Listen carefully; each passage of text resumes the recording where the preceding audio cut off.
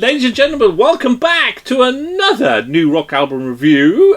We are MPJ, we are the crew, we are Nigel, we are Lauren, we are Trish, and we are Andy. Some of the crew's missing today, normally 6 of us. But anyway, we are reviewing the latest rock albums, rate them out of 5, see if they get into our Hall of Fame. Today's offering is a returning band, Buckcherry, and their album Roar Like Thunder. Now, they've had some previous history with us. Buckcherry, Volume 10, almost made it into our Hall of Fame. It got a 3.8. Will Roar Like Thunder improve? Will it not improve?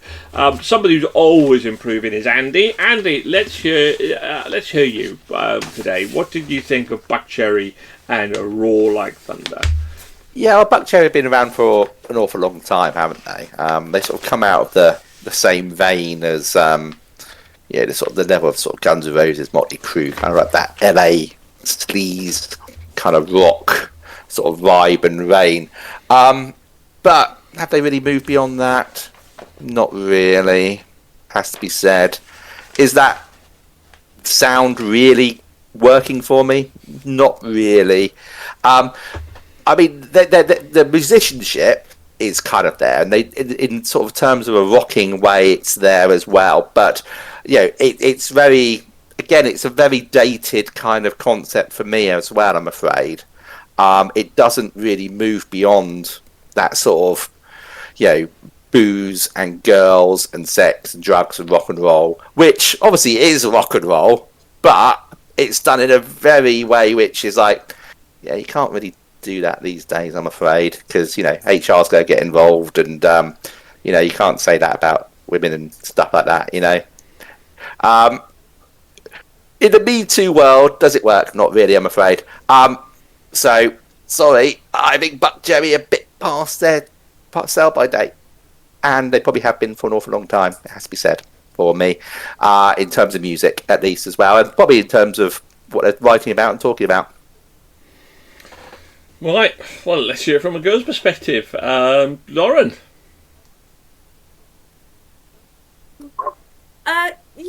So having listened to the album and then done my usual digging and stuff, I was left a little bit confused.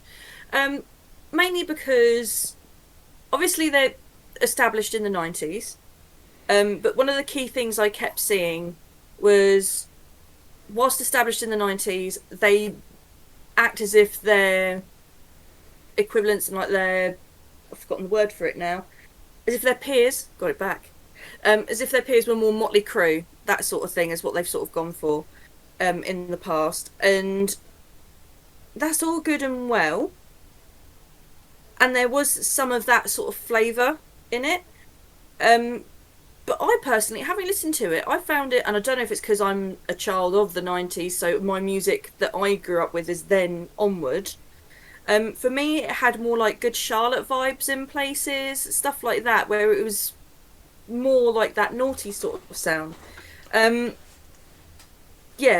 more reminiscent for me of like old sort of grungy rock, that sort of thing.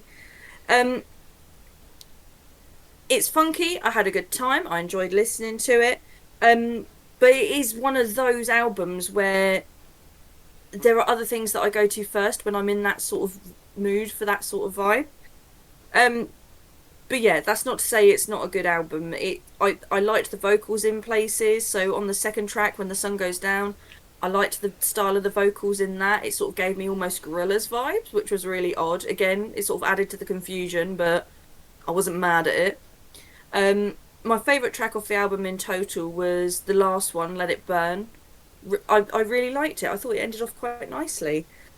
But yeah, overall, funky, bit of fun, enjoyed it for what it was. It's just not the first thing that I think of and will go to in future.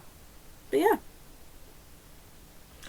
Trish, sleaze, 80s rock. Oh, I mean, bread and butter for you, isn't it? Bread and butter.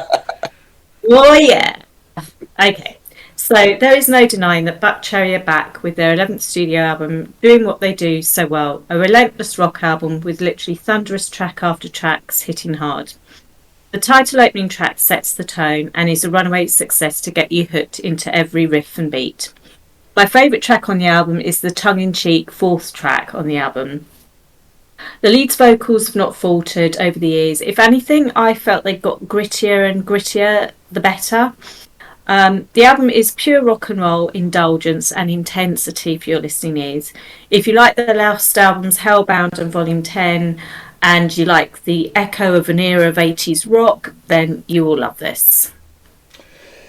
So, yeah, very much 80s kind of sleaze rock with a little bit more, maybe a bit edge to it, but certainly rock and roll. The good thing about this album is that it hits the tarmac in 5th gear and doesn't relent. It is full-on rock and roll right through the whole album. The problem with this album is it hits the tarmac in 5th gear and doesn't relent and keeps on going in 5th gear all the way through the album.